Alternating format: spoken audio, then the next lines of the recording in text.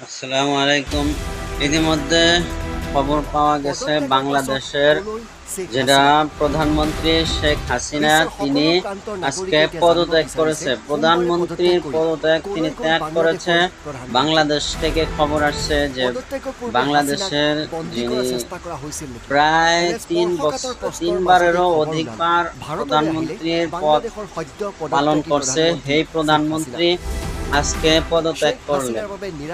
আজকে পদত্যাগ শুধু তাই নয়, পদত্যাগ করে বাংলাদেশ থেকে পালিয়ে কোন দেশে গেছে কোনো খোঁজ খবর পাওয়া যায় নাই।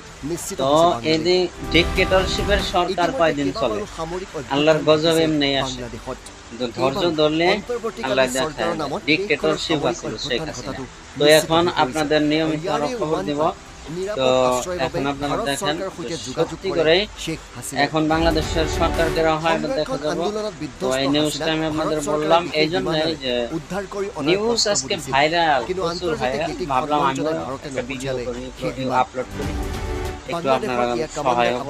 তো কথা হলো যে শেখ হাসিনা পদত্যাগ করছে। এখন বাংলাদেশে হইচই কয়েকদিন ধরে কোটা আন্দোলন নিয়ে, ওই আন্দোলনের জন্যই পদত্যাগ করছে। এখন আন্দোলন ছাড়ে না নাই এটা এখন দেখা যাবো। আর যত মূর্তি আছিল মুজিবরের, শেখ মুজিবর তারও মূর্তি ওইটা ভাঙ্গিয়া কুড়ালটা কাইটে কেটে ভাঙতেছে এরকম দশ।